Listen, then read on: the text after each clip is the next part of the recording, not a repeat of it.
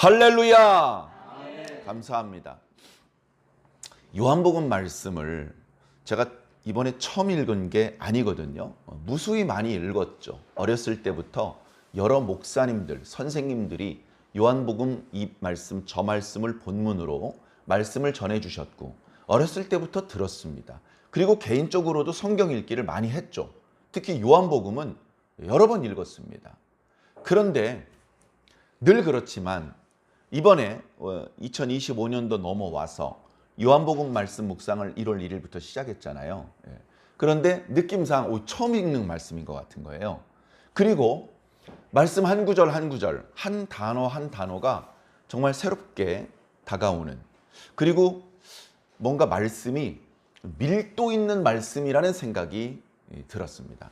그래서 예를 들면 한 구절의 말씀을 꺼내서 물에 풀어도 그 물 전체가 진한 향이 가득할 것 같은 그런 정도로 밀도가 있는 말씀이다. 깊이가 있는 말씀이다. 오히려 사용된 단어는 쉬운 단어들을 사용했어요. 사용된 문법적인 장치들은 쉬운 문법을 사용했어요.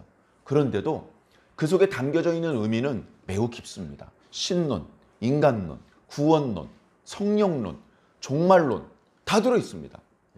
그래서 저는 개인적으로 이 말씀을 준비하면서 막 뭐라 그럴까요? 하루하루 공치는 날이 없이 꽉꽉 찬 그런 느낌이 들었습니다.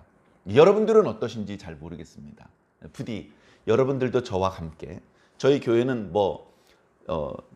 서둘러서 막 앞서 달려가는 것이 아니고 모든 성도들이 다 똑같이 매일 같은 구절을 말씀을 이제 읽는 그런 이제 운동을 펼치고 있지 않습니까?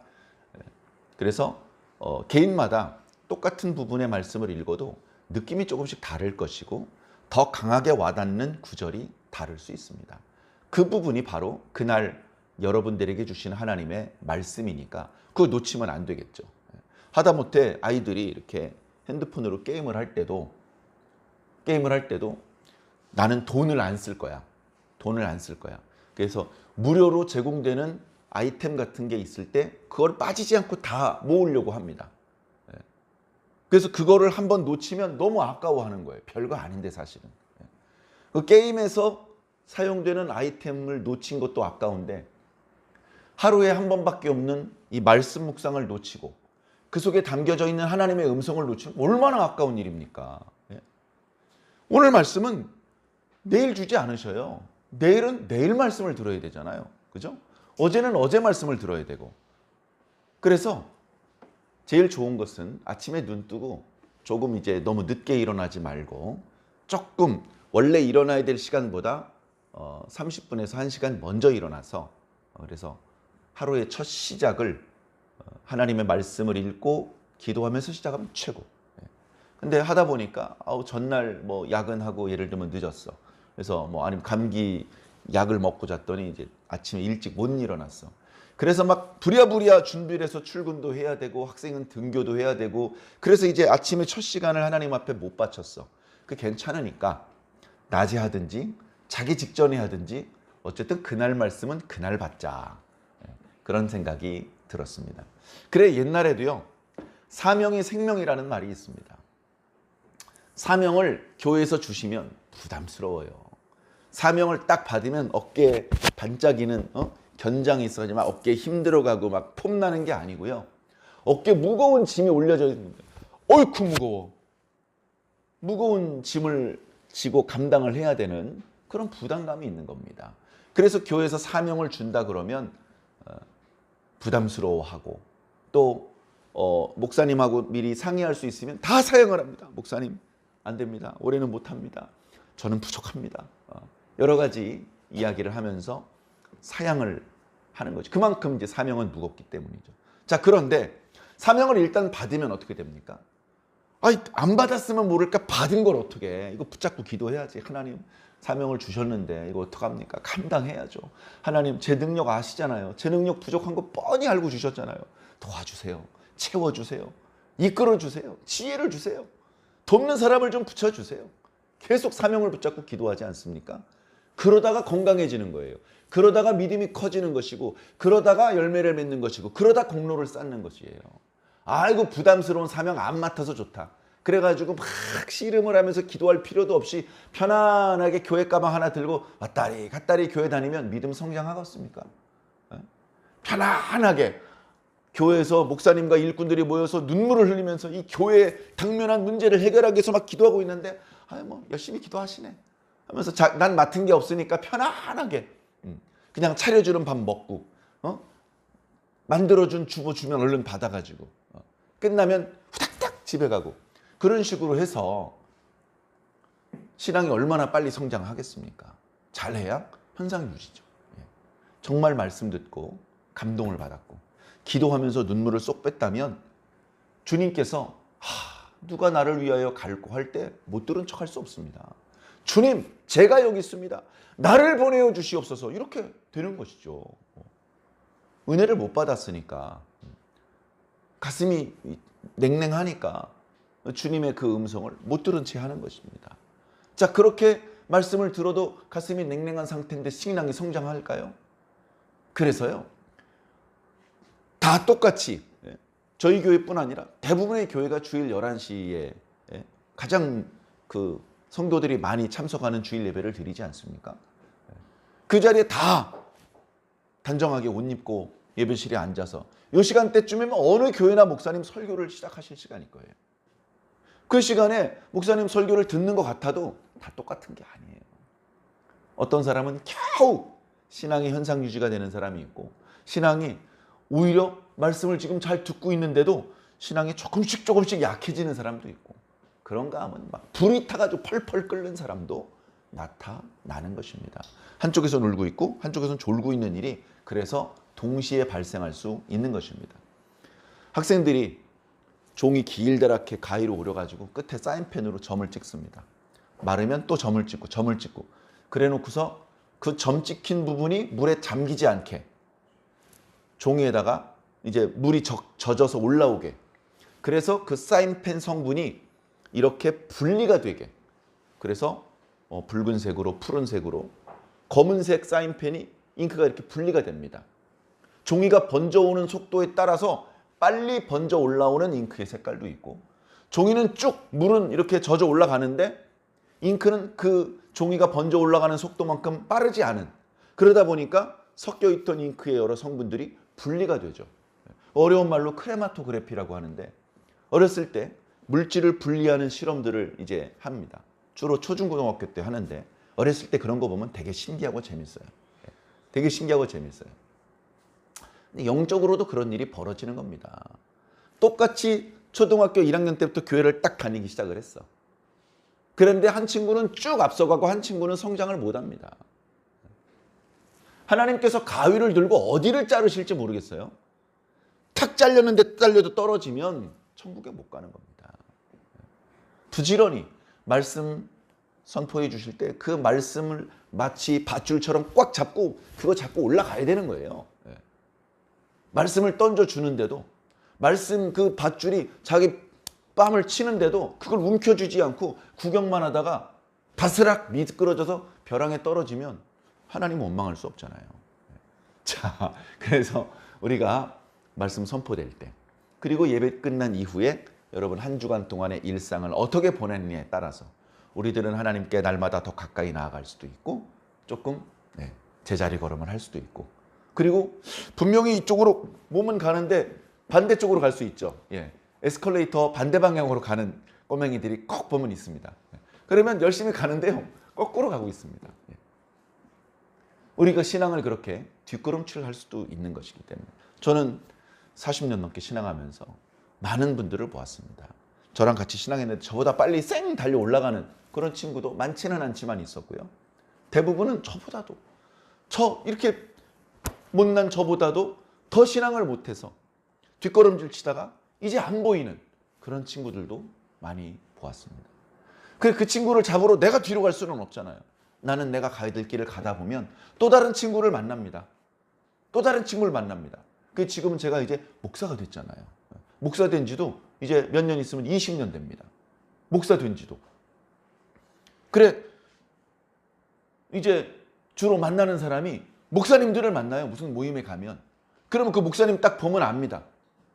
야, 너도 연단 많이 받았구나. 너도 은혜 많이 받았구나. 깊이 얘기를 하지 않아도요. 너도 나랑 비슷한 과구나. 동질감을 느낍니다. 엄청나게 반갑고요. 서로 이렇게 어려운 일이 있다는 얘기를 들으면 진심으로 서로를 위해서 기도해 주는 그런 관계가 되는 것이죠. 그래서 우리 각자 서 있는 위치가 조금씩 다르더라도 어쨌든 우리 각자의 자리에서 십자가를 향해서 몸을 향하고 우리를 부르시는 음성을 향해서 전력 질주할 수 있으면 제일 좋고, 그게 안 되면 종종 걸음으로라도 하나님의 보좌를 향해서 나아갑시다.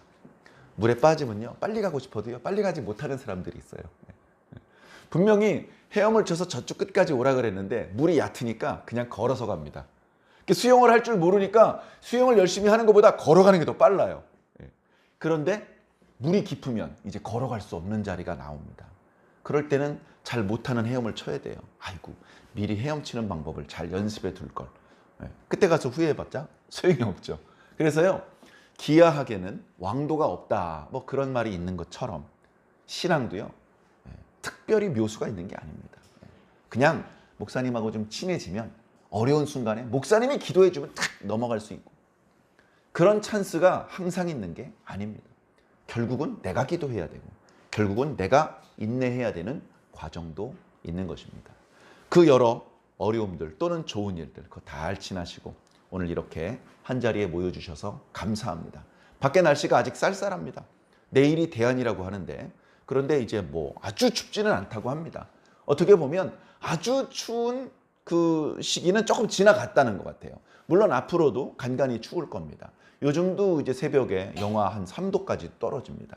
그러나 뭐 영하 10도 얼마 전에 그렇게 막 또 눈이 내려가지고 빙판길이었고, 이때를 생각하면 그래도 오늘 교회 오는 길은 좀 편안하게 왔던 것 같습니다.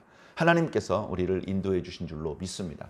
이제 겨울이 조금 남겨져 있지만 마지막까지 건강관리 잘 해주시고, 아무래도 날씨가 이러다 보니까 밖에 나들이 하고 운동하고 이러기 좀 불편한데, 그래도 운동하시고 또 건강에 좋은 음식도 많이 잡수시고 해서 건강을 잘 관리해 주시기 바랍니다. 겨울이 좀 춥고 불편했지만 그래도 아주 엄동설한까지는 아니었던 것 같아서 저는 개인적으로 추위를 별로 안 좋아하는 저로서는 정말 감사하고요. 그리고 봄이 좀 빨리 찾아온다고 합니다. 맞는지 틀리는지는 가봐야 되는 것이지만 어쨌든 봄이 빨리 찾아온다는 소식을 싫어하는 사람은 지금까지 살면서 한 번도 만나본 적이 없어요. 겨울이 빨리 온다는 소식은요, 다 싫어해요.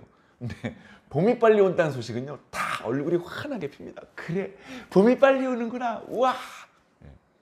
사랑하는 성도 여러분, 이번 봄에는 우리 요한복음 말씀과 함께 날마다 행복한 시간을 보내시기를 바랍니다. 우리 말씀을 한번 볼까요? 오늘 말씀도요, 너무나 재밌는 말씀입니다. 자, 배경 설명을 간단히 좀 드려보겠습니다. 요한복음 말씀은 마태, 마가, 누가복음과 달리 예수님께서 갈릴리 주변에서 활동하셨던 행적보다 유대와 예루살렘 주변에서 활동하셨던 행적들이 많이 기록되어 있어요. 우리가 마태, 마가, 누가복음을 묵상 안 한 게 아니잖아요. 잘 알아요, 나름대로. 그런데 거기 보면 유대 지방에 계신 적은 별로 없어요. 잠깐 유대에 계셨다가 거의 대부분의 시간을 갈릴리 주변에 보내셨어요. 갈릴리 주변에서. 그리고 이제 마지막에 십자가를 달리기 위해서 예루살렘으로 가실 때, 그때는 이제 처음에 예수님을 알아보는 사람이 별로 없을 때는 얼른 혼자 갔다 오기도 하셨는데, 마지막에는 이제 예수님을 알아보는 사람들이 많고 제자들도 있고 이러다 보니까 빠른 속도로 예루살렘에 갈 수 없었고요.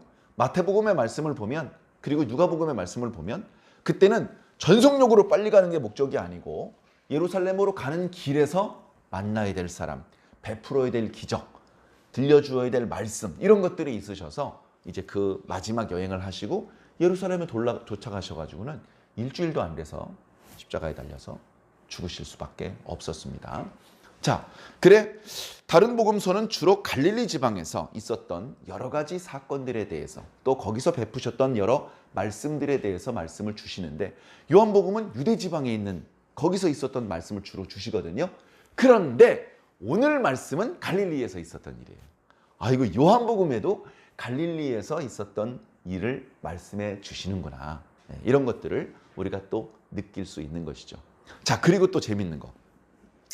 자, 예수님은요, 예수님의 이야기 중에서 재밌는 것이 기적이에요. 그죠? 성경에 보면 기적이 일어나는 장면이 몇 번 나옵니다. 그게 이렇게 등간격으로 쭉 펼쳐져 있는 게 아니고요. 특정한 시기에 기적이 집중되어 있습니다. 예를 들면 모세 시대에 기적이 집중되어 있었습니다. 뭐 날마다 이 불과 구름 기둥이 섰고 또 만나가 내렸기 때문에 그거 자체가 어마어마한 기적이죠. 자, 그 다음에 구약의 선지자들 중에서는 엘리야 때 또는 엘리사 때 죽은 사람을 살리기도 하고 비가 오게도 만들고 안 오게도 만들고 참 신비한 그런 기적들이 많이 있었죠. 사무엘 선지자 때도 있었고요. 그러다가 좀 없다가 예수님 때 기적이 집중되는 거예요.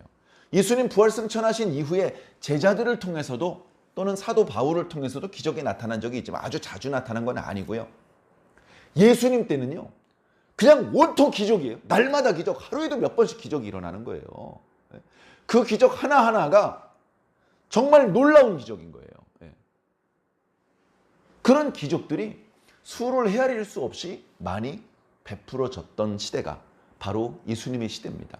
그러니까 사람들이 예수님의 말씀이 그냥 너무 감동적이고 논리적이고 그래서 믿는 것보다 기적 때문에 예수님을 따라다닌 사람이 훨씬 더 많았어요.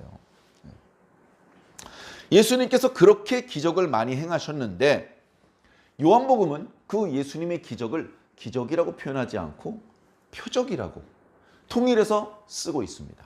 이 표적이라는 이 말은 영어 성경을 보니까 사인이에요. 사인. 예수님께서 누구신지를 알려주는 그런 사인이라는 것이죠. 제가 신호등의 어떤 비유를 들어서 말씀드렸는데요. 아무 말이 없어요. 물론 요즘에는요. 말소리로 들려주는 그런 신호등도 있더라고요. 자, 이제 그런 기능은 없는 신호등이야. 그런데 신호등이 빨간색이야. 그냥 빨간색일 뿐이야. 근데 그 빨간색을 통해서 우린 뭘 알아요? 멈춰 서시오. 지금은 길을 건너면 안 됩니다. 이런 의미를 딱 알아듣는 거잖아요. 그것과 마찬가지로 예수님께서 물을 포도주로 만드시면 창조주시구나. 이걸 그냥 아는 거예요. 그 기적이 무수히 많은 다른 기적도 있지만 그 모든 기적을 요한복음에 다 기록하지 않고 일부러 선별해서 7개만 기록을 했어요. 예수님께서 누구신지 정확하게 보여주시는 말씀. 나사로를 살리네. 예수님은 생명이시구나. 소경의 눈을 띄우시네. 예수님은 빛이시구나. 물고기 2마리와 보리떡 5개로 5,000명 넘는 사람을 먹이시네. 예수님은 양식이시구나. 생명의 떡이시구나. 예수님이 누구신지를 알려주는 기적을 이렇게 표적이라고 표현하면서 요한복음에 7번 말씀해주고 있는 거예요. 그 중에서 이제 우리가 오늘 3번째인가요? 그 기적으로 오병이어의 기적을 만나고 있습니다. 이 오병이어의 기적은 또 재밌는 게요. 마태, 마가, 누가, 요한복음에 다 나오는 유일한 기적이에요. 어떤 기적이요? 저쪽 복음서에는 없고 이쪽 복음서에만 있고 이런 기적도 있잖아요. 갈릴리 가나에서 물을 포도주로 만든 기적은요. 마태, 마가, 누가복음에는 없어요. 요한복음에만 있어. 그런 식이란 말이죠. 그런데 이 오병이어의 기적, 5,000명을 먹이신 기적은요. 마태, 마가, 누가복음에, 요한복음에 다 기록되어 있어요. 왜 그럴까요? 저는 중요하기 때문이라고 생각합니다.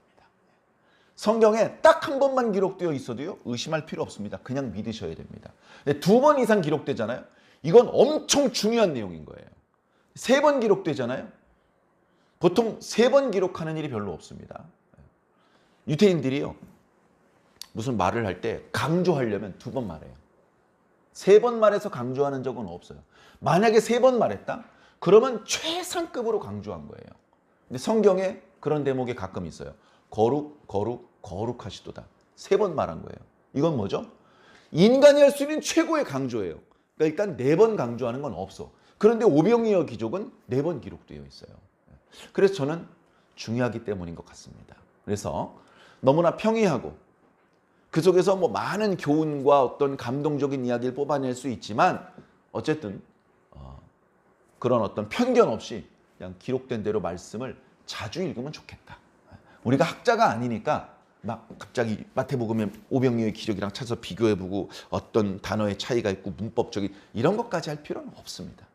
그러나 소중한 말씀으로 생각을 하고 내가 좀 무심결에 지나쳤던 말씀이 오늘 좀 이렇게 눈에 띄네. 이 무슨 의미가 있을까? 왜 그랬을까? 이런 걸 생각하면 답을 찾을 수도 있고 못 찾을 수도 있는데 그럴 때 우리의 믿음이 성장하는 거예요. 말씀을 보는 안목이 깊어지는 것이고 하나님께서 그런 부분을 고민하는 우리의 모습을 보시면서 드디어 때가 되었구나. 내가 조금 더 깊이 있는 내용을 너한테 알려줄 때가 되었구나 하면서 조금씩 더 알려주시는 것이죠. 그렇게 하나님의 뜻을 조금씩 깨달을 때 얼마나 기쁜지 모릅니다. 하나님의 말씀은요, 기술이 아니에요.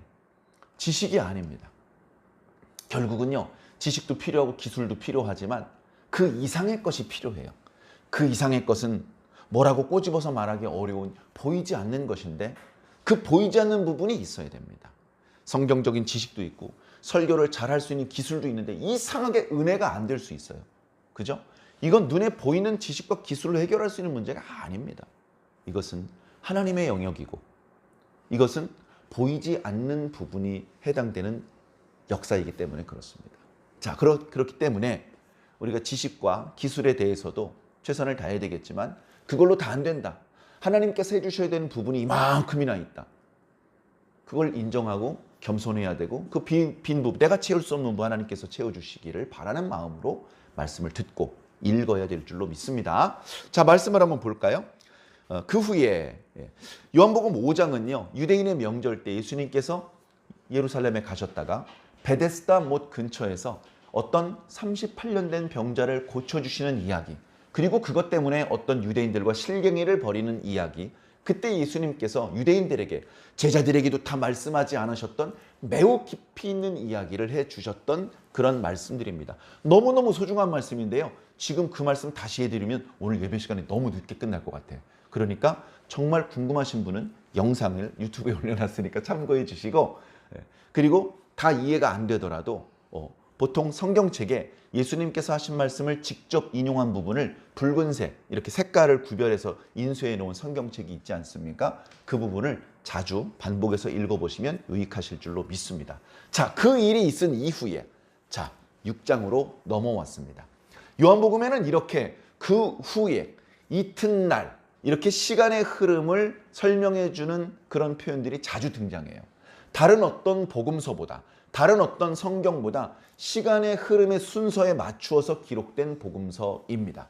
자, 예수님께서 이제 갈릴리 지방에 있었던 일이에요.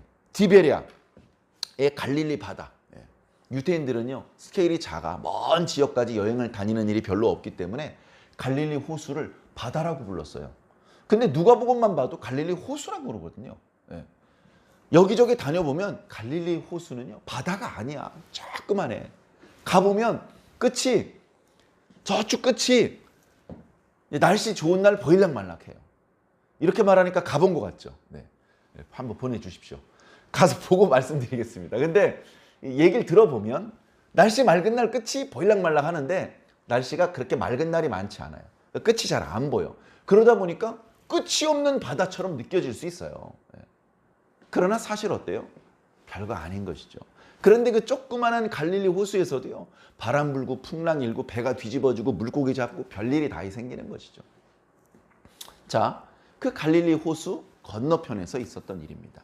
예수님께서 산에 오르셨어요. 아이고, 마태복음 5장 생각나네. 예수님께서 산에 오르시고 사람들이 앉으시고 거기서 뭐라 그러셨죠?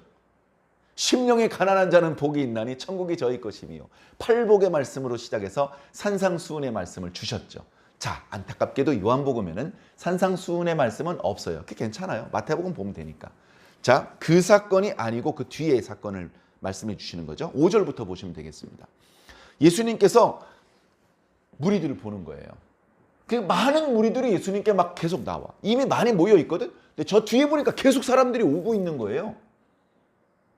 예수님께서 무심한 것 같아도, 나이가 젊어서 경험도 없는 것 같아도요, 깊어요. 깊어. 그 많은 사람들의 상황을 다 판단하고 계시고 살피고 계신 거예요. 그들에게 무엇이 필요한지 알고 있는 거예요. 육신적인 양식도 필요해요. 영적인 구원도 필요해요. 그런 것들을 보면서 사람들이 오고 있구나, 이렇게 다 보고 계신 거예요. 사람들이 왜 오죠? 떡 먹을 줄 알고 오나? 사람들은 이날 떡 먹을 줄 몰랐어요. 그런데 예수님께서 병자를 고치시는 것을 많이 보았고 소문이 벌써 갈릴리 지역에 많이 퍼졌어요. 요한복음에서는 애써 유대 지역에서의 사역을 많이 기록하고 있지만 사실은 갈릴리 주변에서 훨씬 많이 사역을 하셨고 거기서 병자를 훨씬 더 많이 고쳐주셨고 예수님의 소문이 엄청나게 많이 퍼져가지고 이제는 예수님께서 누구네 집에 드러내놓고 들어갈 수 없는 지경이 됐어요. 예수님께서 누구네 집에 들어가잖아요. 그러면 벌써 들어오라고도 안 했는데 막 그 집으로 사람들이 밀려 들어오고요. 이렇게 창밖으로 보면 마당에 사람이 가득하고 담장 밖에 사람이 가득하고 이런 식으로 돼가지고서는 예수님께서 말씀을 전하실 수도 식사를 하거나 쉬실 수도 없는 노릇이 됩니다. 그래서 그때부터 예수님께서 드러내놓고 마을에 들어가지 못하시고요. 마을 바깥쪽을 배회하셨어요. 들어가면 민폐를 끼치게 되니까 조금 불편해도 사람들이 얼굴을 잘 모르는 제자들이 얼른 마을에 들어가서 양식을 가지고 나와서 마을 바깥쪽에서 예수님과 제자들이 식사를 하고 좀 쉬셨다가 마을 언저리 어디에 가서 예수님께서 나타나자 소문나면 사람들이 또 그리 다 모이면 거기서 말씀을 전해주시고 정말 불쌍한 병자들 고쳐주시고 그런 사역이 갈릴리 사역이었습니다. 자, 이날도 이제 사람들이 막 모이고 있는 거예요. 사람들이 모이고 있어요. 자, 그때 예수님께서 빌립에게 참 난감한 질문을 하십니다. 빌립아, 사람들이 오늘따라 많지. 그러니까요 주님, 오늘 참 사람들 많이 오는데요. 저 뒤에 보니까요 계속 오고 있더라고요. 그러게 말이다. 야, 이 사람들이 벌써 꽤 오랜 시간 식사도 하지 못하고 여기 와 있다.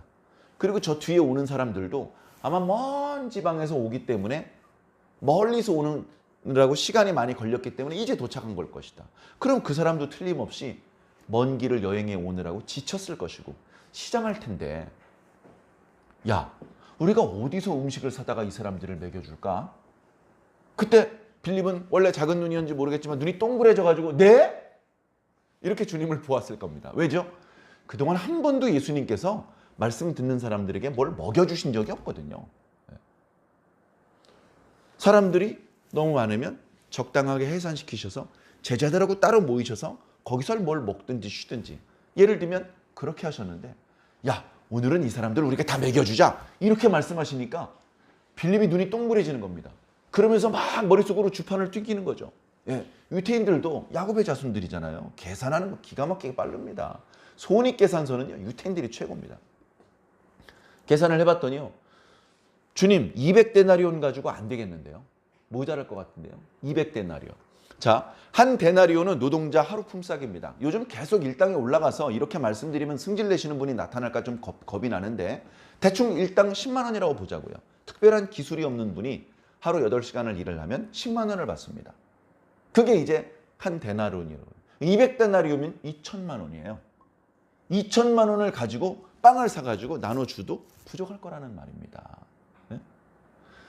5천 명이 모여있다고 뒤에 기록되어 있거든요. 다른 복음서에 보면 여자와 어린이를 빼고 5천 명이래요.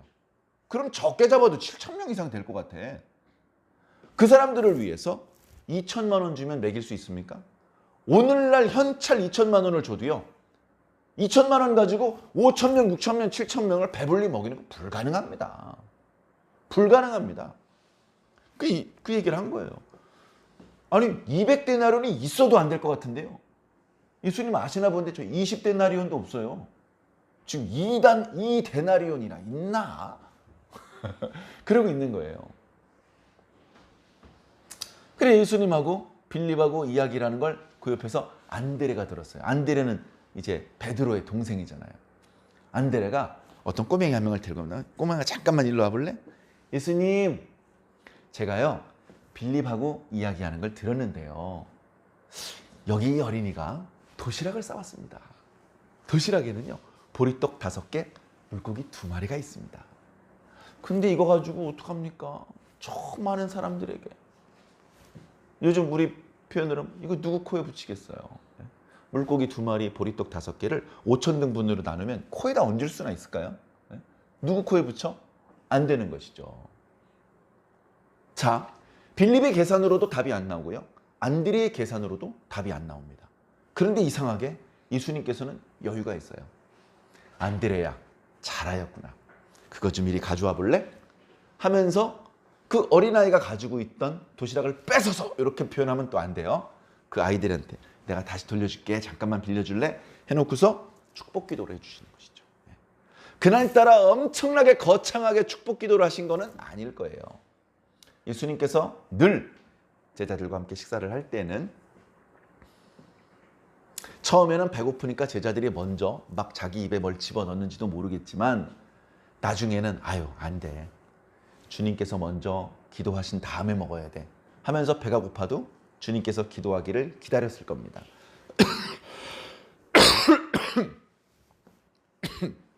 그렇게 주님께서 기도해 주시는 그런 정도로 기도하셨을 거예요. 뭐라고 기도했을까요? 뭐라고 기도하셨는지 성경에 기록되어 있으면요, 우리 밥 먹을 때만 똑같이 기도할 거예요.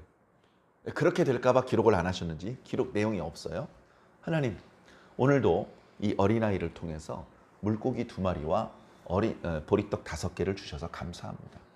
하나님, 오늘 여기 5,000명도 넘는 사람들이 모여 있는데 하나님, 오늘 제가 누구인지 여기 있는 사람들에게 보여주시옵소서. 저는 예수님께서 그런 식으로 기도하지 않았을까 상상을 해보았습니다. 어쨌든 예수님의 길지 않은 축복 기도가 끝나고 예수님께서 갑자기 이상한 말씀을 하십니다. 이거 사람들한테 나눠줘.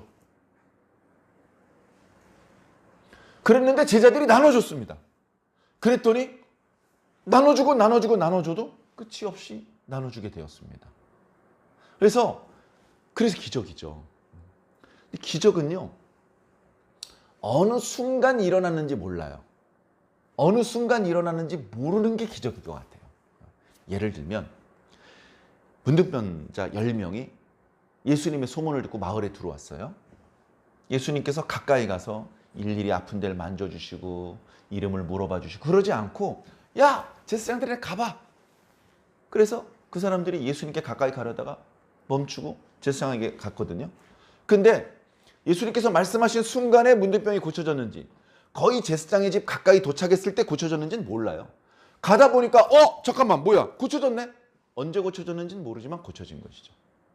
보리떡 5개가 언제 5,000명을 다 먹이고 12바구니가 됐는지 아무도 몰라요. 아무도 모릅니다. 어떤 방법으로, 어떤 모습으로 이런 기적이 나타나는지는요, 아무도 모릅니다.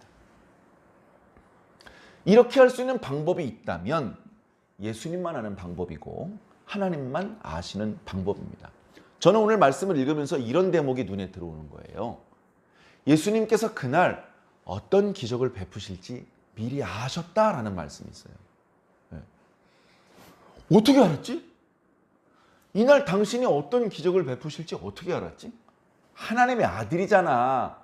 여러분, 하나님의 아들이니까 다 알고 계실 것 같죠? 그렇지 않습니다. 하나님의 아들도 다 아는 게 아니에요. 특히 예수님께서 우리와 똑같은 사람의 모습으로 오셨던 2000년 전의 예수님은 하나님의 아들의 권능을 다 내려놓으셨어요. 하나님의 아들의 권능을 하나도 쓰지 않으셨다고요. 하나님의 아들의 권능은요, 창조자의 권능이에요. 전지전능하신 능력이 있습니다. 근데 그걸 하나도 안 갖고 오셨어요. 빈손으로 오셨다고, 텅 빈 그릇으로 오셨다고요. 막말로 우리랑 똑같은 인간이에요. 에이, 말도 안 돼. 그러면 어떻게 예수님께서 이런저런 기적을 행해줘? 기도하면 할 수 있어요. 예수님께서 우리에게 보여주신 기적은 우리도 기도하면 다 할 수 있는 정도까지만 보여주신 거예요. 우리가 할 수 없는 기적이 있다면 죽었다가 다시 살아나는 건 안 돼. 그건 아무리 기도해도 그 기적은 일어나지 않아. 그러나 병자가 고쳐지고 무리를 걷고 이런 것은 어쩌면 필요에 따라서는 기도하면 이루어질 수도 있는 그런 내용이라고 저는 생각합니다. 왜냐하면 예수님께서는 하나님의 아들의 권능을 하나도 안 쓰셨거든요. 그런데 어떻게 이날 이렇게 5,000명을 먹일 거라는 걸 아셨죠? 이날 새벽에 기도하셔서 안 거예요. 이날 새벽에 기도하셨다는 말씀이 없는데 진짜 없네요. 그런데 복음서 이쪽 저쪽을 보면 예수님께서 날마다 기도하셨더라. 틈만 나면 기도하셨더라. 주로 새벽에 기도하셨는데 어떤 날은 낮에도 기도하시고 어떤 날은 밤새 기도하셨더라. 이런 말씀들이 기록되어 있는 거예요. 그러다 보니 예수님께서 기도하다가 알게 되신 거예요. 기도하다가. 그걸 알고 빌립에게 그런 질문을 던지신 것이죠. 자, 어찌되었건 예수님의 제자들이 어쩌면 가장 빨리 놀랬을 것입니다. 물을 포도주로 변하는 기적을 베푸셨을 때에도 하인들이 알았어요. 왜냐하면 자기들이 맹물을 떠다가 항아리에 담았었거든요. 근데 다시 푸니까 포도주가 돼 있는 거예요. 하인들이 제일 먼저 알았죠. 그러니까 이 떡과 물고기를 5천 명에게 나눠주는 일을 했던 제자들이 제일 먼저 놀랐을 거예요. 그런데 상황에 놀랄 겨를이 없습니다. 여기도 좀 주세요. 여기도 배고파요. 막 사방에서 소리가 나는데 꽤 오랜 시간 5천 명이면 12명이 막 이리저리 막 뛰어다니고 막 집어 던지 상자 가득 빵이 들어있는 것을 사람들이 있는데 그냥 상자채 집어 던지는 식으로 작업을 했더라도 꽤 시간이 오래 걸렸을 거예요. 나눠주고 거기다가 끝나면 어떻게 해요? 버리는 것이 없게 해라. 다 모아 거두었잖아요. 거두었더니 이제 보리떡 5개로 시작됐는데 이게 12바구니에 찰 정도로 처음에 나눠주기 시작했던 것보다 그 꼬맹이한테 빌려줬던 거 갚아도 엄청나게 많이 남은 것이죠. 이런 놀라운 기적이 벌어졌습니다. 그랬더니 사람들이 어떤 반응을 보이느냐. 예수님께서 선포하셨던 말씀이 참 하나님의 말씀이구나 하고 말씀을 믿고 하나님을 믿는 그런 모습으로 나아가면 좋을 텐데 여기 말씀을 보면 사람들이 예수님을 가리켜 그 선지자다 라고 생각을 한 거예요. 그 선지자는 누구죠? 자, 그 선지자는요 모세가 말한 선지자예요. 몇 차례 설명드렸는데요. 모세가 예언을 했잖아요. 얘들아, 먼 훗날 하나님께서 나와 같은 선지자 하나를 너희들에게 보내실 것인데 제발 그때 너희들 마음을 강팍하게 하지 말고 그 선지자가 하는 말을 좀 들어라.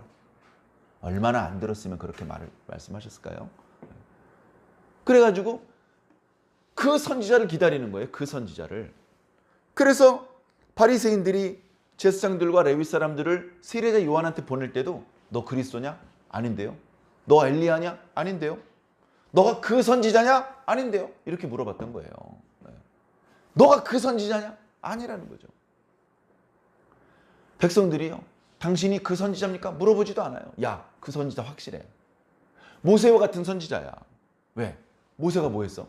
광야에 40년 동안 이스라엘 백성 먹였잖아. 뭘로? 만나와 외출하게. 때로는 바위에서 물이 나게 했고. 근데 이것도 잘못된 생각인 것이 하나님이 주셨지 모세가 주신 겁니까? 하나님이 주신 거죠. 모세가 뭘 할 수 있습니까? 근데 백성들의 생각의 수준은 그렇게 낮은 거예요. 낮아. 지혜로웠다가도 올바로 깨달았다가도 시간이 지나면서 어리석은 모양으로 바뀔 수가 있는 것입니다. 하나님께 은혜를 받아놓고 김 목사님이 은혜를 주셨다고. 기가 막히죠. 기가 막혀. 하나도 안 고마워 난 그런 말 들으면. 하나님이 주신 겁니다. 하나님이. 제가 뭘 줄 수 있습니까? 하나님께서 주신 것이죠. 그런데 그걸 쏙 빼놓고 눈에 보이는 걸로만 계산하니까 모세가 준 거예요. 모세가 이스라엘 백성들을 먹이셨잖아. 모세와 같은 선지자도 백성들을 먹이시겠지. 5천 명을 먹이셨잖아. 그래가지고 저분을 우리의 임금으로 삼는다면 우리 굶어 죽을 일은 없어. 우리 힘들게 뼈 빠지게 고생하면서 노동할 필요 없어. 농사 지을 필요 없어. 남의 집 종로로 갈 필요 없어. 저분만 따르면 돼. 저분을 임금 삼자라는 이야기를 예수님의 보통 인간의 청력으로서는 알아들을 수 없는 먼 곳에서 숙닥거리고 있었을 텐데 예수님께서는 그 이상의 능력이 있으셨기 때문에 알아들으셨습니다. 아이쿠, 백성들이 참 고마워하고 맛있게 먹는 것까진 좋은데 이것이 발전해서 예수님께서 의도치 않은 방향으로 흘러갈 수 있구나. 그래서 다른 복음서에 보면요, 제자들에게 먼저 배를 타고 갈릴리 호수 건너편에 가 있어라. 내가 여기 있는 사람들을 집으로 다 돌려보내고 뒤따라 가겠다. 며칠까지 거기서 만나자. 예를 들면 이런 식으로 약속을 하고 백성들을 이렇게 집으로 보내셨습니다. 그러지 말고 저희들의 임금이 좀 되어주시죠. 아이고, 제가 내일 다시 오겠습니다. 오늘 벌써 날이 어두운데 먼저 집으로 들어가시죠. 제가 틀림없이 다시 오겠습니다. 뭐 이런 식으로 사람들을 다 집으로 돌려보냅니다. 그럴 수밖에 없는 것이요. 거기서 예수님을 지금 만나서 떡과 물고기를 먹은 현장에서 자기 집까지 가는데 여러 시간 걸려요. KTX 없습니다. 걸어가야 돼요. 여러 시간 걸려요. 그런데 어때요? 해는 떨어져 가. 해 떨어지면 이동 못 해요. 해 떨어지면 일단 어두워서 가로등 이런 거 없잖아요. 플라시 랜턴 없잖아요. 거기다 짐승의 산적들이 어떻게 감당할 거예요. 해가 떠 있는 동안에 빨리 집에 가야 되거든요. 그 다음에 해가 떨어지면 어떤 문제가 생기냐면요. 엄청 추워져요. 조금 과장을 보태면요. 영하로 떨어집니다. 낮에는 30도, 40도까지 올라갔다가 밤엔 영하로 떨어진단 말이에요. 그러니까 밤에는 야영을 할 수도 없고 밤에는 이동, 여행을 할 수도 없습니다. 그러니까 해가 떨어지기 전에 안전한 집에 들어가야 되고 집에까지 못 가면 아무 마을이나 들어가서 거기서 마구간 신세라도 지어야 되는 거예요. 그러니까 내가 다시 올 테니까 오늘 날이 늦었으니까 일단 들어가십시오. 밀지 마세요. 들어가세요. 안전하게. 그렇게 사람들을 해산시키시고 제자들에게 가신다고 해놓고서는 안 가고 산으로 올라가셨습니다. 산에 왜 가시죠? 예수님 산악대원이셨나? 그게 아니고 기도하러 가신 거예요. 산에 기도하러 가신 거예요. 기도하러 광야로 가실 때도 있고 산에 가실 때도 있고 어디가 됐든 기도하러 가신 거예요. 그렇게 피곤하신데 그리고 제가 조금 전에 말씀드린 것처럼 밤에 추웠을 텐데 산에 올라가서 기도하는 겁니다. 뭐라고 기도했을까요? 하나님 감사합니다. 하나님 감사합니다. 왜? 뭐가 감사해? 뭐 한두 가지예요? 너무너무 감사한 게 많죠. 기도를 하는데 그 다른 복음서에 보면 기도를 하는 예수님께서 이렇게 보니까 갈릴리 호수에서 그 조그마한 호수에 바람이 부니까 이게 물결이 아주 막 배를 흔들거든요. 배도 조그만한데. 그러니까 제자들이 배 좀 운전 좀 해봤다는 제자들도 있는데 이거 컨트롤을 못하고 되게 곤란해하는 거예요. 그걸 보고서 예수님께서 다가가셔서 도와주려고 기도를 서둘러 마치시고 제자들이 있는 대로 가신 거예요. 가셨는데 물 위를 걸어서 가신 거죠. 물 위를 걸어서. 물 위를 걸어서 가십니다. 자, 그때 제자들의 반응이요. 극과 극이에요. 극과 극. 자, 19절에는 뭐라고 말씀하시죠? 제자들의 반응. 예수님께서 바다 위로 걸어 배에 가까이 오심을 보고 두려워하거늘. 두려워하는 마음이에요. 그랬다가 21절은 어떻게 바뀌었어요? 기뻐서 예수님을 배로 영접하니 배는 그들이 원하는 곳으로 갔더라. 그곳은 다른 복음서에 보니까 베세다였어요. 어찌되었건 예수님께서 다가오시는 것도 많은 어떤 의미가 있습니다. 예수님께서 다가오실 때 우리는요 두려워할 수밖에 없어요. 아이고 예수님께서 밤에 어두울 때 바다 물 위를 걸어서 오시니까 무서워한 것이죠. 대낮에 그냥 걸어오셨으면 무서워했겠습니까? 그죠. 대낮에 오셨으면 안 무서워했겠죠. 근데요 사실은 예수님께서 어떤 분인지 알면 대낮에 오셔서도 무서울 거예요. 대낮에 오셨어도. 자, 예수님의 모습이 우리 작년 말에 묵상했던 요한계시록의 어린 양의 모습으로 나와요. 어린 양은 어때요? 벌써 키도 작고요. 전혀 안 무서워요. 오히려 귀엽죠. 그런데 그 예수님이 요한계시록 뒷부분 19장으로 가면 백마탄자로 나와요. 철장의 권세를 가지고 계신 분으로 나와요. 친히 하나님의 진노의 포도주 틀을 밟는 분으로 나온다고요. 그 예수님의 모습은요 만만한 모습이 아니에요. 두려운 모습이에요. 근데 안 두려워할 수 있는 건 뭐죠? 그 크고 강하신 분이 우리 편이야. 우리 편이야. 우리의 적이었으면 우리는 무서워해야 돼요. 근데 우리 편이야. 얼마나 다행입니까? 세상에서 제일 힘센 분이 내 편이야. 그죠? 그러니까 어떻게 보면 맨 마지막 19, 20, 21절 말씀은 그 모습을 보여주는 거예요. 예수님께서 오실 때 처음엔 두려워합니다. 예수님을 영접하는 것이 자연스러운 일이 아니에요. 예수님이 누군지 알아보는 것도 쉽지 않고 그 예수님과 한편이라는 것을 깨닫고 평안과 기쁨을 누리는 것도 그 쉬운 일이 아닙니다. 말 그대로 성령님께서 도와주셔야만 가능해지는 일입니다. 자, 그런데 그 역사가 이 짧은 순간에 나타났던 것이죠. 제자들은 지금 진퇴양난입니다. 이상하게 배가 앞으로도 안 가고 뒤로도 안 가요. 바람이 이쪽에서 불었다 이쪽에서 불었다.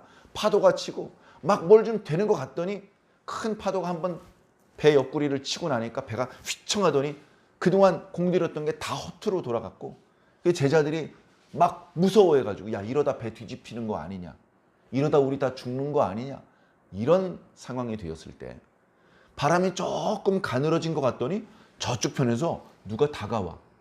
야, 저기서 누가 온다. 그러니까 한 제자가 말합니다. 에이, 그럴 리가 없잖아. 여기 바다 한복판이야. 여기로 누가 와. 배가 오는 것도 아니고. 아니, 누가 걸어오시는데? 에?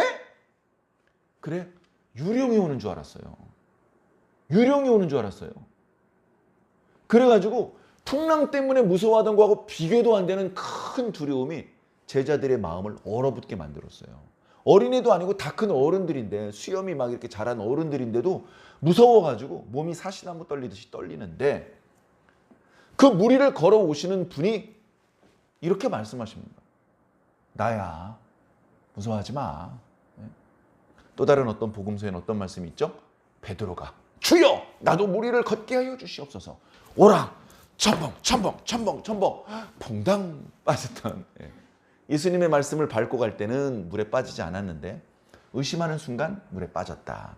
예수님께서 즉시 달려가서 물에 빠져가는 베드로를 건져주셨다. 어찌하여 의심하였느냐, 어찌하여 두려워하였느냐, 책망하기도 하셨는데, 오늘 말씀엔 그런 말씀이 없고, 내니 두려워하지 말라는 예수님의 말씀에 그들의 두려워하고 걱정스러웠던 모든 마음은 봄눈 녹듯이 녹아 없어지고, 기쁜 마음으로 예수님을 배 안으로, 아이고 예수님 어떻게 걸어오시네요. 제 손 잡으세요. 올라오세요.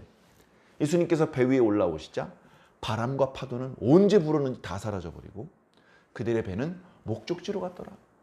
우리가 타고 있는 배는 어디로 가야 됩니까? 우리 완주중앙교회라고 하는 배는 어디로 가야 됩니까? 하나님의 나라로 가야 됩니다. 하나님의 나라로 가야 됩니다. 초등학생들이 학교 끝나고 운동장에서 막 놉니다. 그럴 수 있죠. 근데 해가 어두워져요. 어디로 가야 됩니까?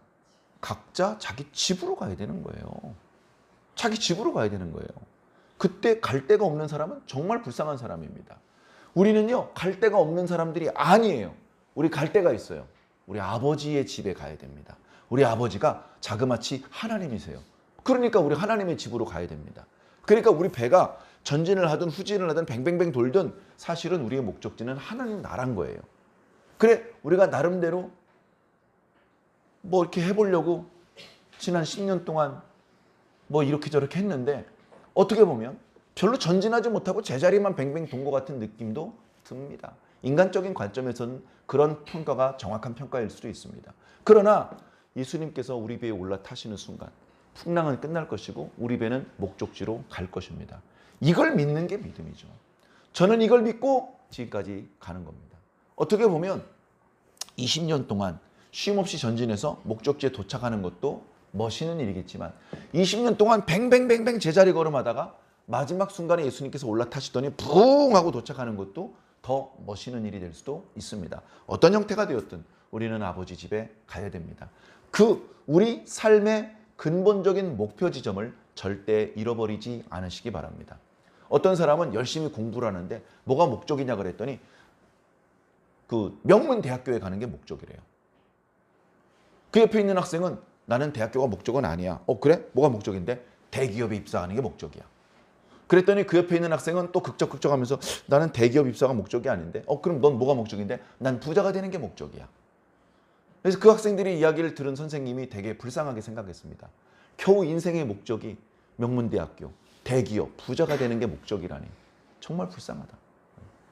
부자도요, 다 똑같은 부자가 아니죠. 집 없는 사람한테 집을 지어주는 부자도 있고요. 돈 없는 사람의 병을 고쳐주는 부자도 있는 겁니다. 다 똑같은 부자가 아닌 것이죠. 우리는 하나님 안에서 세상 사람들이 다 꿈꿔볼 만한 그런 꿈 플러스 하나님 안에서만 꿈꿀 수 있는 꿈을 꾸고 있는 사람들입니다. 그런데 가끔 여러 가지 어려운 일이 있고 바쁘고 복잡한 일이 있다 보면 꿈을 잃어버리는 사람이 있어요. 열심히 헉헉거리고 뛰고 있어요. 온몸에 땀이 줄줄줄 흐르는데 내가 지금 어디로 뛰고 있었지? 잊어먹는 사람들이 있습니다. 되게 불쌍한 사람들이죠. 우리는 빨리 뛰지는 못해도 괜찮으니까 최소한 방향을 잊어버리고 목표 지점을 잃어버리지는 않았으면 좋겠습니다. 바다에서 배를 타고 가다가 이리저리 풍랑에 휩쓸리다가 뱃머리가 이리저리 돌아가 버리면 정말 어려운 상황이 되는데 그래도 괜찮습니다. 나침반이 있으면 돼요. 나침반이. 그리고 밤이 되면 뭐가 뜨냐면요. 북극성이 떠요. 북극성을 잃어버리면 답이 없는 거예요. 북극성을 잃어버리면 이제 정말 힘들어지는 겁니다. 그런데 정말 고맙게도 북극성은 매일 밤 같은 자리에 뜬단 말이에요. 그걸 보고 방향을 맞출 수 있어요. 북극성을 잃어버리면 안 되는 것처럼 우리 예수님을 잃어버리면 안 됩니다. 성경 말씀을 잃어버리면 안 됩니다. 더 나아가서 우리 교회에는 하나님께서 저를 세우셨으니까 그리고 교회를 잃어버리지 않으셔야 됩니다. 무능하지만 저를 통해서 하나님의 말씀을 배우고 제 손을 붙잡고 함께 기도하는 것이고 교회 공동체의 이름으로 하나님의 사업을 펼쳐나가면서 열매를 맺는 것이고 우리가 다 함께 손잡고 하나님 나라에 들어가는 것입니다. 우리가 가면서 이 형태가 어떻게 바뀔지까지는 알 수 없지만 결국은 예수님께 나아가려면 하나님 나라에 들어가려면 교회 형태로 들어가는 것입니다. 사랑하는 성도 여러분, 흔들리지 마시고 갈수록 복잡해질 겁니다. 혼란스러워질 것입니다. 무엇이 선한 것인지 악한 것인지 구별하는 것도 쉽지 않게 될 것입니다. 그러나 북극성이 마음속에 항상 떠 있는 사람은, 다시 말해 예수님의 음성이 날마다 귀에 들리는 사람은 크게 당황하지 않을 것입니다. 여전히 어려움은 있겠지만 흔들림 없이 전진할 것이고 목적지에 도착할 것입니다. 꼭 그 목적지에 모두 도착하시기를 예수님 이름으로 간절히 축원합니다. 아멘.